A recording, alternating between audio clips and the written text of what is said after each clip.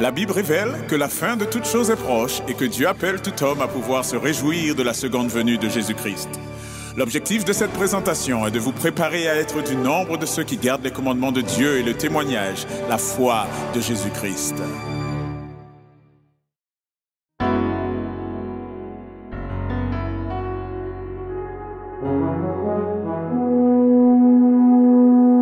Annonçons partout le dernier message du Seigneur Jésus revenant des cieux. Dans le monde entier, rendons témoignage au roi saint et glorieux. Annonçons partout la bonne nouvelle. Jésus réunit tous ses rachetés. Il vient leur donner la vie éternelle en publiant ses bontés. Annonçons partout le dernier message. Le Seigneur Jésus vient sécher nos pleurs, briser les liens de notre esclavage, mettre un terme à nos douleurs. Annonçons partout la bonne nouvelle. Jésus réunit tous ses rachetés. Il vient leur donner la vie éternelle en publiant ses bontés. Annonçons partout le dernier message. Bientôt nous verrons la sainte cité. Gloire à notre Dieu, chrétien, bon courage, car voici l'éternité. Annonçons partout la bonne nouvelle. Jésus réunit tous ses rachetés. Il vient leur donner la vie éternelle en publiant ses bontés.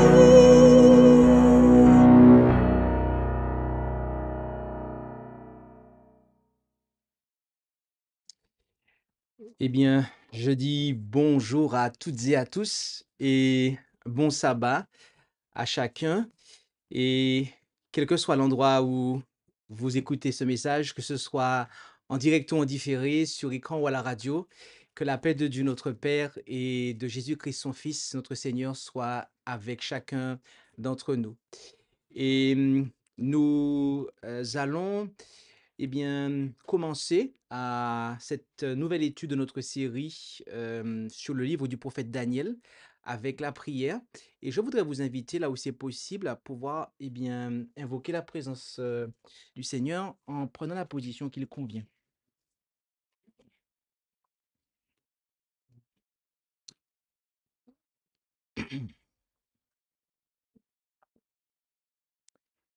Et prions ensemble. Notre Dieu, notre Père céleste, nous voulons te remercier pour cette journée de sabbat que tu nous donnes. Et alors que nous allons une fois de plus ouvrir ta sainte parole pour considérer ces versets qui sont issus de ta parole, que tu nous as transmise par l'inspiration de ton serviteur Daniel. Alors, accorde-nous le même esprit qui a été en action pour l'inspirer, afin que nous puissions comprendre et que cela soit pour notre édification et même plus pour notre salut, afin que nous soyons préservés des dangers et des derniers jours. Et tout cela, c'est au nom de Jésus que nous te le demandons, Père. Amen.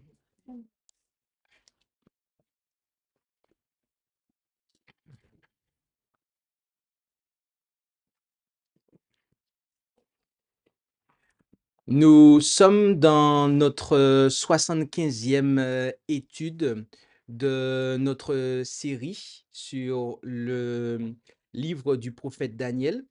Et nous avons, la fois précédente, terminé et considéré l'étude 74.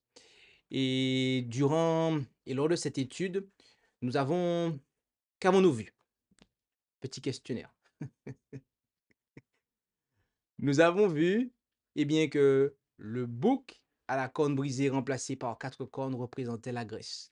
Avant cela, on a vu que le bélier à 2 cornes représente le royaume médo-persan. OK?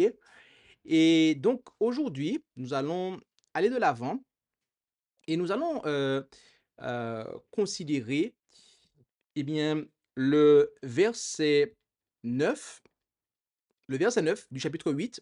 Et cette étude aura pour titre l'émergence de la petite corne, Rome païenne et papale. Et nous allons, sans plus tarder, eh bien, considérer le texte de base qui se lit comme suit. Et de l'une d'elles surgit une petite corne qui s'agrandit beaucoup vers le midi et vers l'Orient et vers le pays de gloire. OK? Et vers le pays de gloire. Nous, euh, il nous est dit ici quelque chose de très, de très important, OK? Concernant notre étude. Car cette étude, voyez-vous, eh bien, sera en quelque part pour ainsi dire, la première partie où nous allons, et verset par verset, décortiquer, établir ce que, eh bien, ce que Dieu veut nous communiquer ici. OK? Car voyez-vous, c'est arrivé à ce stade-là du chapitre 8 que, eh bien, les erreurs commencent à affluer dans les interprétations. OK? C'est précisément ici. Jusqu'alors, au chapitre 8, tout était clair. Forcément, puisque Dieu a donné l'interprétation très claire et du bélier et du bouc. Mais la suite, eh bien, est sujet à interprétation divergente. À interprétation divergente. Et donc, nous allons procéder à l'explication justement de chaque expression de ce verset, de manière à pouvoir eh bien, poser cette base pour les études ultérieures. Il nous est dit, et de l'une d'elles surgit une petite corne. Notez que cette petite corne n'est pas une autre petite corne montante, mais une petite corne surgissant d'une autre. Est-ce que vous suivez ça? Pour ceux qui n'auraient pas compris, nous allons afficher quelque chose pour vous. On va afficher le verset 8 du chapitre 7. Et on va le mettre en parallèle avec le verset 9 du chapitre 8. On nous dit ici, je considérais ces cornes-là. Daniel 7, verset 8. Et voici une autre petite corne qui montait du milieu des autres. Avez-vous noté cela? Quelle corne est petite en Daniel 7? Non, toutes les cornes sont petites. Vous avez suivi ça? Par contre, en Daniel 8, verset 9, là, on nous dit de ces cornes-là, donc des principales, celles qui s'étaient élevées grandement, eh bien, surgit une petite corne. Donc là, c'est la seule. OK? Donc, il y a cette différence-là. Cette petite corne n'est pas une autre petite corne montante, mais une petite corne surgissant d'une autre. Et voyez-vous, cette corne représente une puissance distincte, indépendante et séparée de l'une ou l'autre des cornes du bouc. Comment ça? Oui, parce que c'est marqué pourtant que on nous dit que et de l'une d'elles surgit une petite corne. Donc comment pouvons-nous conclure que elle représente une puissance distincte, indépendante et séparée de l'une ou l'autre des cornes du bouc? Eh bien, il y a quelque chose qui est très simple c'est que en Daniel 8, nous avons l'interprétation qui nous est donnée. Et lorsque nous considérons l'interprétation, nous allons au verset 23 et notez ce qu'il est dit ici. Daniel 8, verset 23. Et à la fin de leur règne, donc parlant des 4 rois, quand le nombre des déloyaux sera accompli, il se lèvera un roi fier de visage et entendu en subtilité. Donc, notez que la puissance représentée par la petite corne, eh bien, se lève à la fin de leur règne, c'est-à-dire des 4 rois que nous avons vus précédemment, qui sont les successeurs d'Alexandre. OK? Donc, il ne s'agit pas par voie de conséquent, d'une puissance qui euh, est d'origine grecque. Non, ce n'est pas possible. Ce n'est pas possible.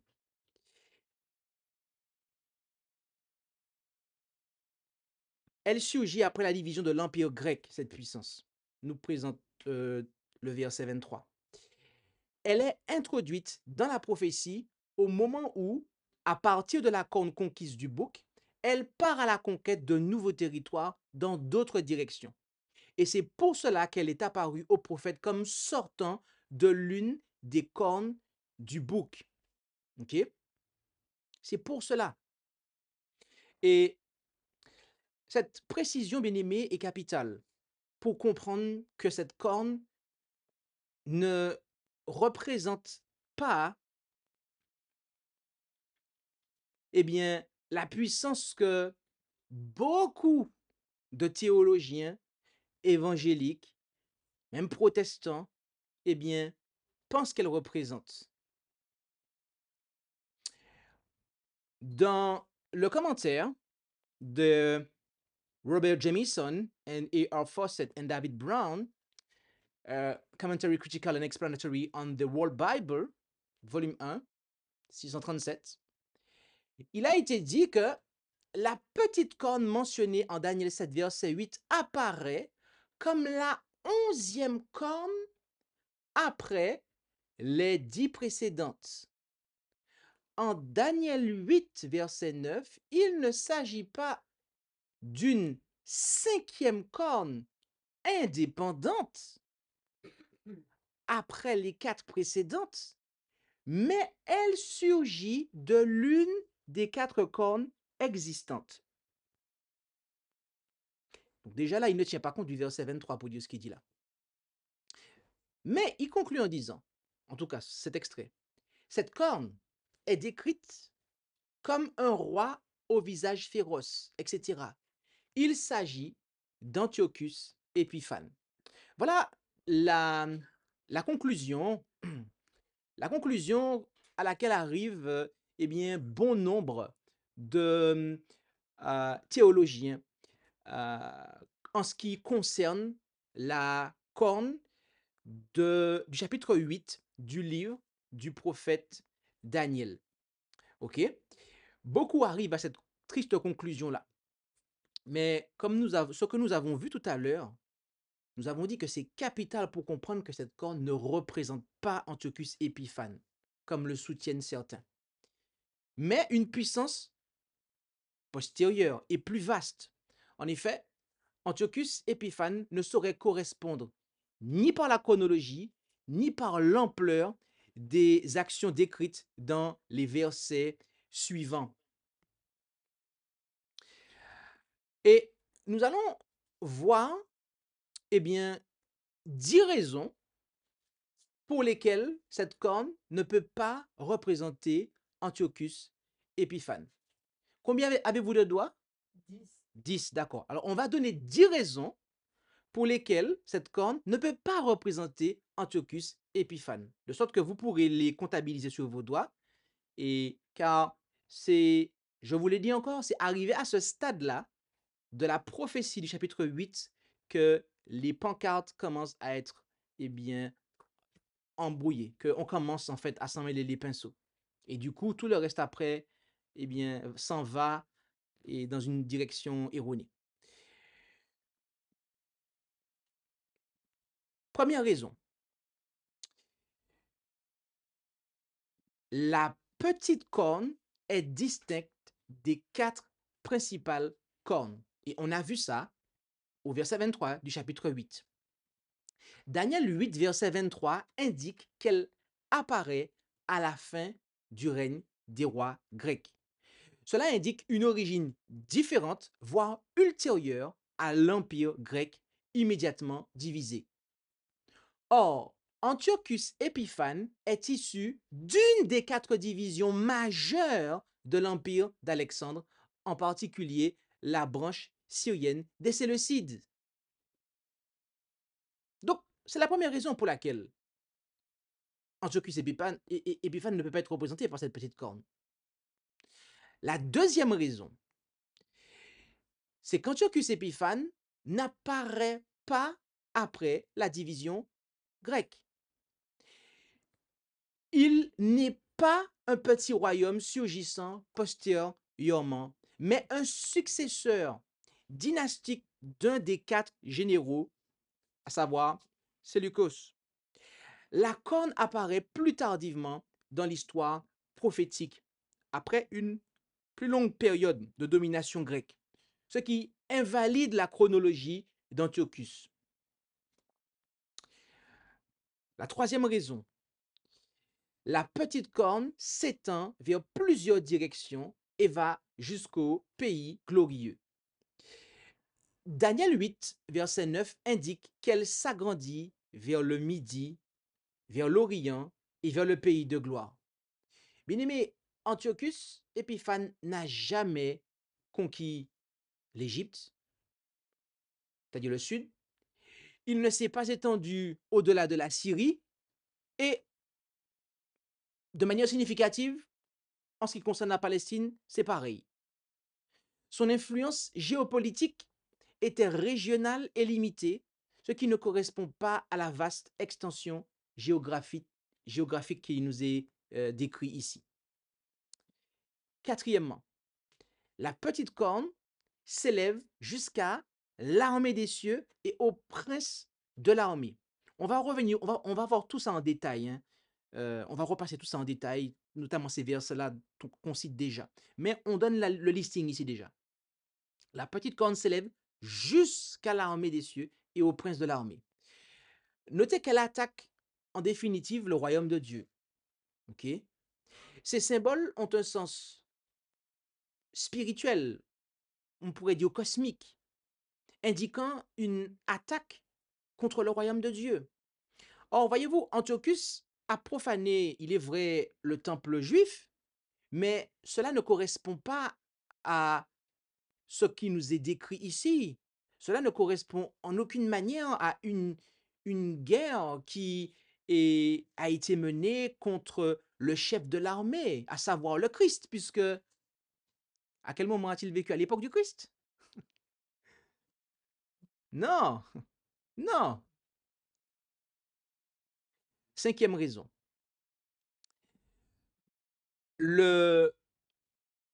Et je mets ça en italique, sacrifice, et vous comprendrez ultérieurement pourquoi, continuel. Donc le continuel lui est ôté, pas qu'il l'enlève lui-même.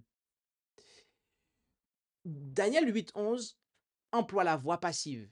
Le sacrifice continuel lui fut ôté. Okay? Il est vrai qu'Antiochus interrompit les sacrifices du culte juif pendant environ 3 ans. Mais ici, la formulation indique un décret supérieur, ce qui implique une dimension de jugement divin, chose qu'Antiochus ne remplit pas du tout. Sixièmement, la corne agit et prospère jusqu'au temps de la fin. Alors, il y a certainement une erreur ici, mais au temps de la fin, d'accord? Et même, on pourrait corriger ça rapidement. Et Daniel 8, versets 12 et 13, effectivement,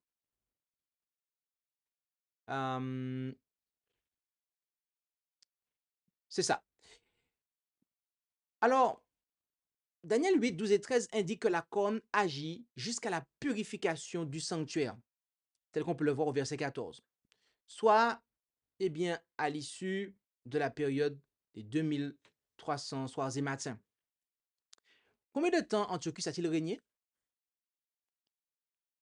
2300 soirs et matins? Non. 11 ans! 11 ans! Et il n'a nullement prospéré jusqu'à la fin du temps prophétique. Il est mort prématurément dans la défaite. Donc cela est une incohérence chronologique majeure avec la prophétie. Septièmement, la prophétie est scellée pour un avenir lointain, comme on peut le voir en Daniel 8, verset 26. L'ange dit à Daniel que la vision est pour de longs jours. Donc, elle concerne un avenir lointain. Antiochus vivait seulement quelques siècles après Daniel. Il n'est donc pas compatible avec l'angle d'une prophétie de longue durée. Huitièmement, l'Écriture ne nomme jamais Antiochus. Et ça, notez-le bien. Contrairement à Cyrus, Darius, Nebuchadnezzar, etc., Antiochus n'est jamais nommé dans la Bible. Une prophétie aussi précise aurait nommé un tel roi s'il en avait été le sujet principal. Cela renforce l'idée que la petite corne est un pouvoir générique, systémique et ultérieur et non pas un individu en particulier. Neuvièmement, la vision de Daniel 8 est liée à celle que nous avons au chapitre 9 de ce même livre. En effet, Daniel 9, versets 24 à 27, suit comme une explication partielle du chapitre 8. Or, le lien chronologique et doctrinal conduit au Messie et non pas à un roi grec, en la personne de Antiochus. Cela situe donc la prophétie dans un cadre bien plus large que celui du judaïsme hellénistique. Et ça, on l'avait vu dès l'introduction. On avait dit que, attention, il y a un danger. Beaucoup de gens cantonnent ça, en fait, à Israël ancien. Alors que non. Dixièmement, les réformes religieuses, post-Antiochus, n'ont rien accompli de prophétique. La purification du temple par Judas Maccabée est un fait historique, mais ne correspond pas à la purification du sanctuaire du verset 14 du chapitre 8. OK? Donc, en conclusion, l'identification de la petite corne avec Antiochus Épiphane échoue sur le plan linguistique, chronologique, géographique, théologique et prophétique. Elle est incompatible avec le cadre biblique général et ne peut satisfaire aux exigences de la prophétie de Daniel 8. Le passage continue, le verset 9 continue en nous disant que « Et de l'une d'elles surgit une petite corne, ok ?» Et on nous dit après, et c'est ça qu'on n'a pas encore lu, qui s'agrandit beaucoup vers le midi et vers l'Orient et vers le pays de gloire. Okay? Donc ça, on va le développer. Car tout à l'heure, on l'a brossé vite fait, mais là, on va prendre le temps de développer ça. D'accord? Ce développement directionnel est essentiel à l'identification historique de cette puissance. L'expansion vers le sud, l'est et le pays de gloire correspond parfaitement aux campagnes militaires de Rome, qui s'étendit au sud, à savoir l'Égypte, à l'est, à savoir la Syrie, et vers la Judée, c'est-à-dire le pays de gloire. Et avant de prendre des références historiques, on va juste clarifier ce point-là. En effet, lisons ensemble Jérémie 3, verset 19. Jérémie 3, verset 19, où il nous est dit, « Mais j'ai dit, comment te mettrai-je au nombre de mes fils et te donnerai-je la terre désirable, l'héritage excellent des armées des nations. Et j'ai dit, tu me crieras, mon père, et tu ne te détourneras plus de moi. » Et encore, Ézéchiel 20, versets 6 et 15. En ce jour-là même, je leur levai ma main et je les tirai du pays d'Égypte pour les amener au pays que j'avais découvert pour eux, pays où coule le lait et le miel et qui est le meilleur de tous les pays. Et même je leur levai ma main dans le désert. Et verset 15 là. Et je ne les amènerai pas au pays que je leur avais donné, pays où coule le lait et le miel, et qui est le plus excellent de tous les pays. Donc ici, on voit que lorsque vous avez cette expression ici, on vous parle de ce pays glorieux ici, dans ce contexte, eh bien, il s'agit de la Judée. Et on va considérer maintenant l'aspect historique de cela. Alors, nous avons fait une note avec des liens pour vérification et on va prendre le temps de la considérer. Okay? Les annexions romaines de l'Égypte, de la Syrie et de la Judée. D'accord? Donc, en 30 avant Jésus-Christ, après la défaite de Marc-Antoine et de Cléopâtre, l'empereur Octave Auguste annexe l'Égypte en tant que province romaine. Selon des sources historiques, en 30 avant Jésus-Christ, l'Égypte devint une province romaine. Okay? L'Égypte reste sous administration romaine puis byzantine pendant plusieurs siècles jusqu'à la conquête arabe au 7e siècle. Okay? La Syrie, 64 avant Jésus-Christ. Sous le commandement de Pompée le Grand, Rome achève la conquête de l'Orient. En 64 avant Jésus-Christ, la Syrie est annexée comme province romaine. Pompée soumet les royaumes du Proche-Orient, Pont, Arménie, et intègre la Syrie orientale à la République romaine. Les villes de Phénicie et de Palestine sont aussitôt rattachées à cette nouvelle province de Syrie. Et troisièmement, donc la Judée, en 63 avant Jésus-Christ, mais aussi en 70 après Jésus-Christ. En effet, commençons. En 63 avant Jésus-Christ, le général romain Pompée prend Jérusalem, plaçant la Judée sous domination romaine. Bien que la Judée conserve d'abord une autonomie locale, sous Hérode le Grand, etc., elle tombe entièrement sous l'autorité de Rome. Lors de la grande révolte juive, les armées romaines assiègent et finalement détruisent Jérusalem et son temple en 70 de notre ère. Le récit de Flavius Joseph, historien juif du 1er siècle, confirme que Jérusalem et le temple furent assiégés, pillés et entièrement détruits par les Romains en 70 après Jésus-Christ, accompagnés de massacres et de dispersion et exil du peuple juif. Cet effondrement marque le début de la diaspora juive au travers de l'Empire romain et au-delà. Donc, nous voyons en fait que cela, les directions indiquées dans la prophétie, l'Empire romain a effectivement fait ces conquêtes-là, telles que indiquées dans la géographie de la prophétie biblique. Donc, il n'y a pas, euh, d'ambiguïté possible à ce niveau-là. Maintenant, nous allons faire quelque chose, ok? Car l'étude, je vous l'ai dit, là, elle est quasiment déjà finie, ok? Mais nous allons faire quelque chose, juste avant de conclure, ok? Et bien évidemment, je le dis, nous allons revenir sur tout cela lorsque nous allons analyser les versets suivants, ok? Il nous faut prendre le temps de poser, de bien comprendre chacun des versets, de manière à avancer un pas après l'autre, assurément. Ce qu'on va faire, c'est qu'on va donner 16 raisons. Ok? On va donner 16 raisons qui présentent pourquoi, eh bien,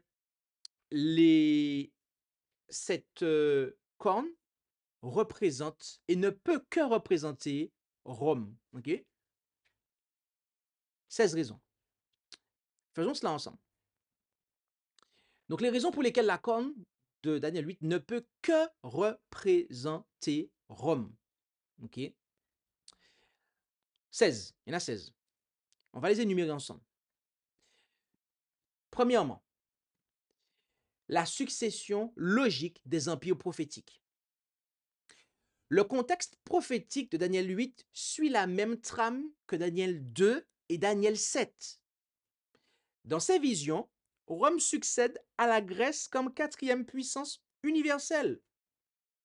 Il est donc cohérent que la petite corne, succédant au bouc grec, représente Rome et non une figure intermédiaire comme Antiochus. Deuxièmement, la petite corne est distincte des grandes cornes. Ça encore, on l'a vu, Daniel 8, verset 23, qui indique qu'elle apparaît à la fin du règne des rois grecs, des 4 entre autres. Cela indique une origine différente, voire ultérieure à l'empire grec immédiatement divisé. Or, Antiochus Épiphane est issu d'une des 4 divisions majeures de l'empire d'Alexandre, en particulier la branche syrienne des Séleucides. Donc là, on fait une répétition. Mais voyez-vous, l'ajout que nous allons faire, c'est le suivant.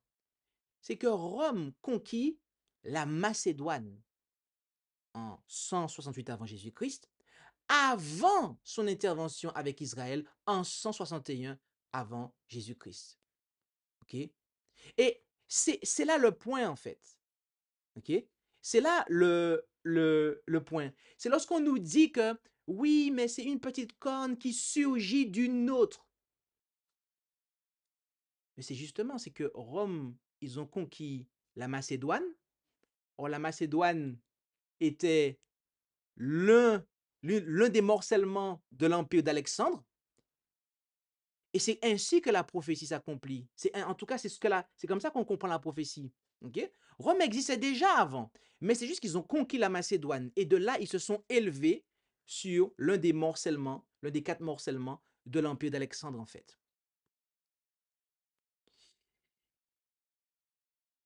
Troisièmement, connexion avec le peuple de Dieu.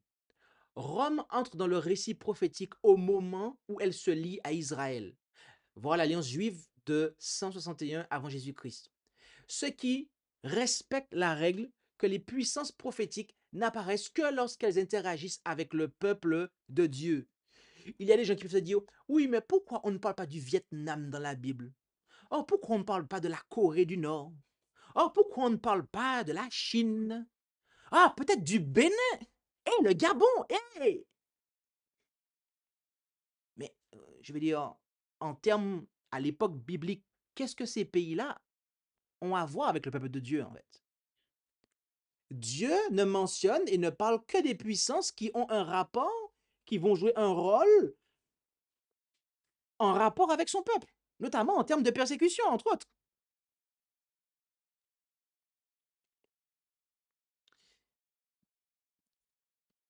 Quatrièmement, Rome s'est agrandie vers le sud, comme on l'a vu. Donc, conquête de l'Égypte en 30 avant Jésus-Christ, qui devient une province romaine durable. Ça, c'est une répétition, révision. Cinquièmement, Rome s'est agrandie vers l'est, conquête de la Syrie en 65 avant Jésus-Christ. Rome s'est agrandie vers le pays glorieux, la Judée, qui fut soumise en 63 avant Jésus-Christ.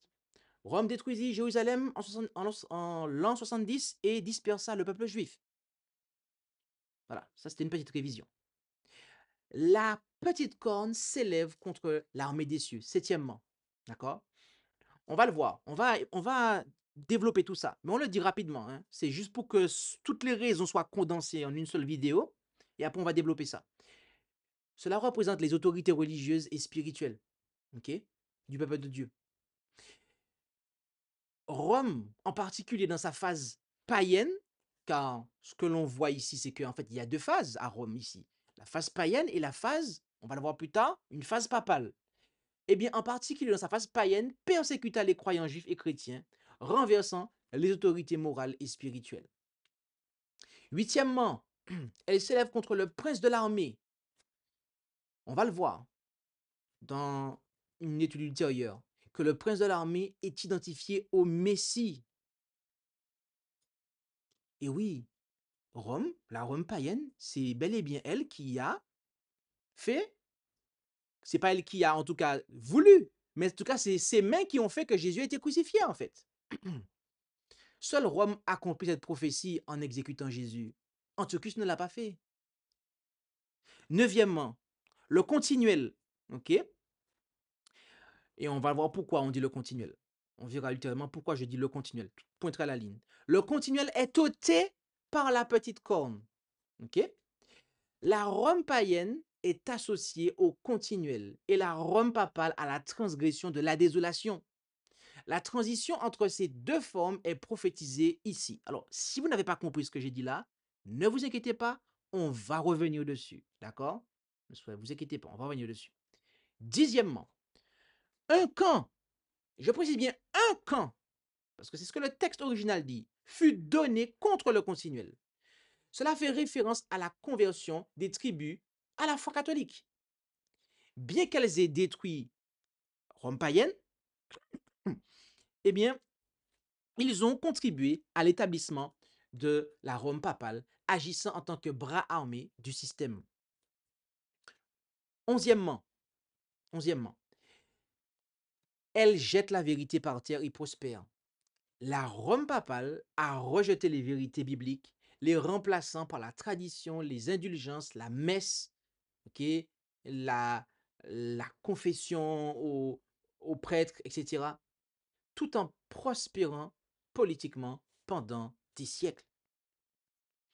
Douzièmement, la durée prophétique de l'action de la petite corne dépasse le règne d'un seul homme. La prophétie s'étend jusqu'à la purification du sanctuaire. Okay? Daniel 8, verset 14. Okay? Soit 2300 soirs et matins. Et on verra que ce sont des années. Okay? Ça aussi, on le verra. Aucun roi, y compris Antiochus, n'a pu agir sur une période aussi longue. Par contre, nous avons un homme, un personnage, qui s'appelle le pape. Et dès qu'il y en a un qui meurt, un autre reprend sa place. Et on peut toujours dire que depuis tant d'années, il y a des papes. On ne peut pas dire ça d'Antiochus. Il n'y a pas des gens après lui qui s'appellent Antiochus. Non, quand il est mort, il est mort. Par contre, un homme qui a la fonction de pape, quand il meurt, il y a un autre qui le remplace. Et le pape continue à être là. 13e, Rome combine deux pouvoirs, pouvoir politique, pouvoir religieux. La transition entre la Rome païenne et la Rome papale fait d'elle un seul pouvoir à deux phases, accompli par le symbolisme unique de la petite corne. On verra ça aussi. La prophétie de Daniel 9 explique celle de Daniel 8. Okay? Comme on l'a dit tout à l'heure, Daniel 8, versets 24 à 27, donné pour éclairer la vision du chapitre 8, conduit au Messie, non à Antiochus. Et cette logique contextuelle confirme que Rome, instrument de la crucifixion, est au cœur de la prophétie. Vous vous rendez compte de ça? Non mais franchement, non mais, encore une fois, permettez-moi de m'arrêter ici un instant. La puissance qui a crucifié le Fils de Dieu ne serait pas dans la prophétie? Mais non. Alors que Antiochus, qui a vécu bien des années avant Jésus-Christ, ce serait lui qui serait... On n'a pas un problème là? Oui, on a un problème si on pense ça en fait. Il y a un vrai problème. Ça, c'était le 14e point. 15e point, et c'est l'avant-dernier. La vision est scellée pour un avenir lointain. Daniel 8, verset 26 affirme que la vision concerne un temps éloigné, ce qui exclut les événements du 2e siècle avant Jésus-Christ, époque à laquelle a vécu Antiochus, et confirme une portée jusqu'à l'ère chrétienne et au-delà. Et ce point-là, voyez-vous là, il vient confirmer, appuyer ce que nous avons dit au tout début de ce chapitre, dans la première étude. Ah oui. 16e raison et dernière. Rome est identifiée comme le 4e royaume dans tous les schémas prophétiques. Daniel 2, jambe de fer. Daniel 7, terrible bête à 10 cornes. Apocalypse 13, bête qui reçoit le trône du dragon. Tous sont en cohérence. Cette cohérence prophétique donne à Rome une place centrale dans le grand conflit. Oui, bien-aimé, les choses sont clairement établies. Et plaise à Dieu que nous puissions comprendre les choses ainsi.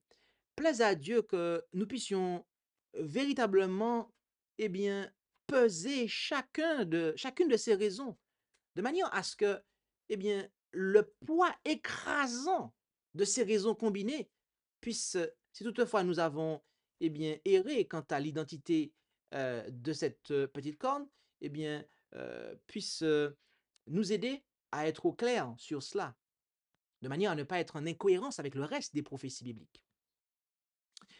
Arrivé à ce stade, nous avons terminé l'explication de ce verset et il est toujours intéressant de retirer quelque chose pour nous en tant qu'individu, pour notre vie personnelle, euh, bien qu'il y ait effectivement des applications en termes historiques, prophétiques, euh, que nous avons exposées, mais il est intéressant que nous puissions tirer des applications pour nous en tant qu'individus. Bien aimé, il a été dit que de l'une d'elles surgit une petite corne. De l'une d'elles surgit une quoi? Une petite corne. Et après, on sait comment cette petite corne-là, ce qu'elle devient après. Voyez-vous, la vigilance est nécessaire pour discerner les puissances qui émergent sans bruit, mais avec des conséquences spirituelles majeures. Cela est un appel à veiller sur les débuts apparemment insignifiants, notamment de nos habitudes spirituelles. Il nous a été dit, les mouches mortes font puer et exhaler les parfums du parfumeur. Un peu de folie, un peu, notez, un peu de folie fait la même chose à l'égard de celui qui est estimé pour sa sagesse et pour sa gloire. Ecclésiaste 10, verset 1. Et Matthieu 13, verset 31 et 32, il leur proposa une autre similitude et leur dit, le royaume des cieux est semblable à un grain de moutarde que quelqu'un prend et sème dans son champ. Ce grain est la plus petite de tous les semences. Mais quand il a cru, il est plus grand que que les autres légumes. Et il devient un arbre tellement que les oiseaux du ciel y viennent et font leur nid dans ses branches. Notez que ça commence toujours petit. Le royaume de Dieu, c'est pareil, c'est tout petit. Mais après, ça grandit. Et l'ennemi aussi, il copie ça en fait. Il fait la contrefaçon de ça. Il faut faire attention. La deuxième et dernière application pour nous est tirée sur la dernière partie du verset 9. Il nous est dit que cette puissance, cette corne, s'agrandit beaucoup vers le midi, vers l'Orient et vers le pays de gloire. Je ne sais pas si vous avez déjà vu ça dans la nature.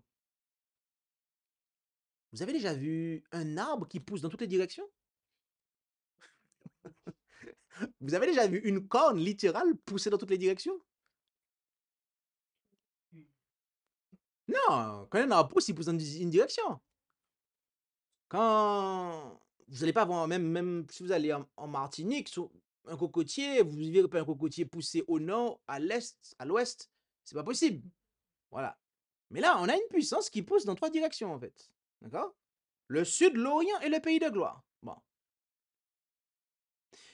Bien aimé, une ambition désordonnée peut nous pousser à empiéter sur des territoires, des plates-bandes, dans les affaires qui ne sont pas les nôtres. C'est pour cela que nous devons rester dans les limites établies par Dieu. En effet, il nous a été dit en 2 Corinthiens 10, verset 13, mais pour nous, nous ne nous glorifions point outre mesure, mais nous nous glorifions de ce que, dans la mesure du partage que Dieu nous a assigné, nous sommes parvenus jusqu'à vous.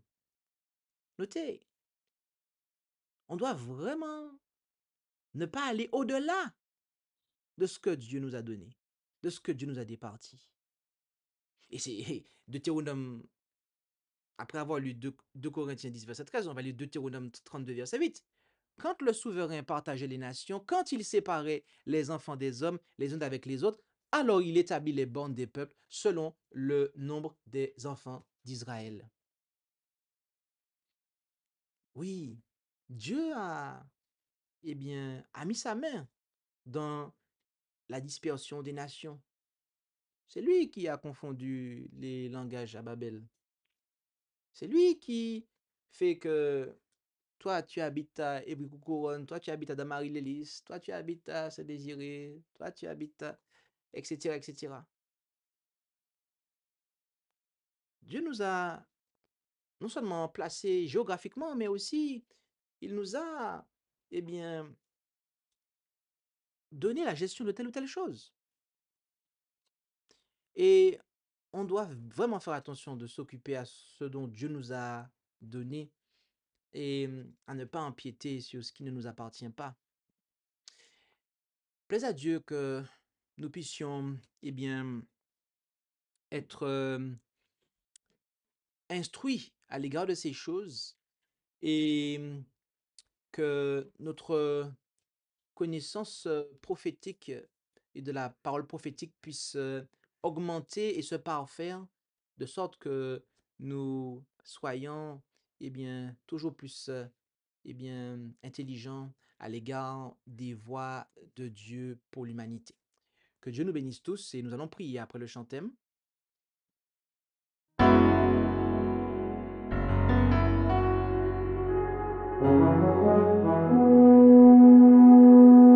Annonçons partout le dernier message du Seigneur Jésus revenant des cieux.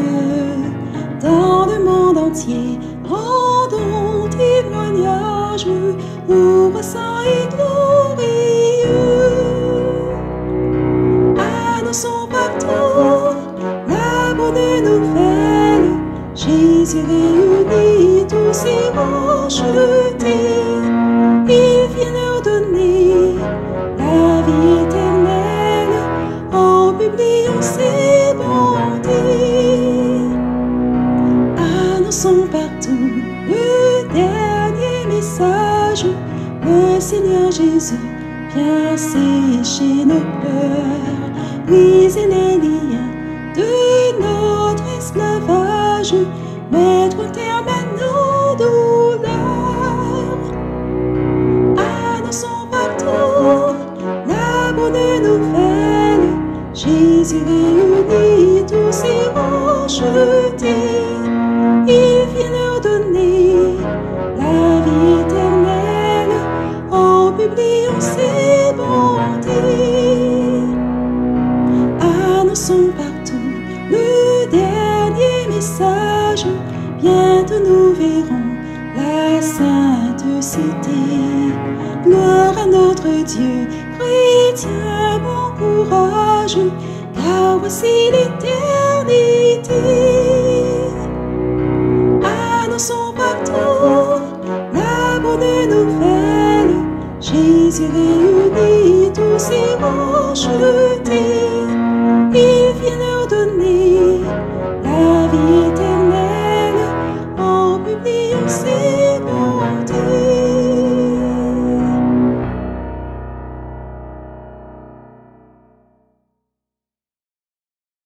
Je disais donc Amen. Nous allons prier et je vous invite là où c'est possible à pouvoir prendre la position qui convient pour la prière.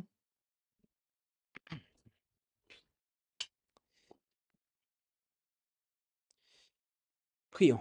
Notre Dieu, notre Père céleste, merci pour ta parole prophétique au travers de laquelle tu nous éclaires comme par une lampe qui brille dans un milieu obscur. Et tu nous fais savoir, eh bien, que conformément aux prophéties antérieures, tu nous montres d'une manière, eh bien, évidente, d'une manière manifeste et, eh bien, et incontestable que la puissance qui, du point de vue des empires mondiaux, a succédé à la Grèce, c'est bel et bien l'Empire romain qui a effectivement, cette Rome a effectivement eu ces deux phases. Et alors que nous abordons cette portion, et nous avons commencé cela durant cette heure, que tu puisses ouvrir davantage notre intelligence à la bonne compréhension de ces versets et aide-nous aussi à tirer toutes les leçons euh, pour nous en tant qu'individus, afin que nous soyons eh bien, des hommes et des femmes qui font attention aux petites choses et aussi qui eh bien, sont assidus dans leurs affaires et ne veillent pas et n'empiètent pas sur ce qui ne leur appartient pas. Que tu puisses bénir chacun d'entre nous. Et c'est au nom de Jésus que nous t'en prions, Père. Amen. Merci d'avoir écouté cette présentation avec intérêt. Pour plus d'informations, consultez notre site internet lereste.org et suivez-nous sur Facebook ainsi que sur YouTube à @lereste. Vous pouvez aussi nous contacter par email à info@lereste.org ou par téléphone au +33 6 12 60 13 69.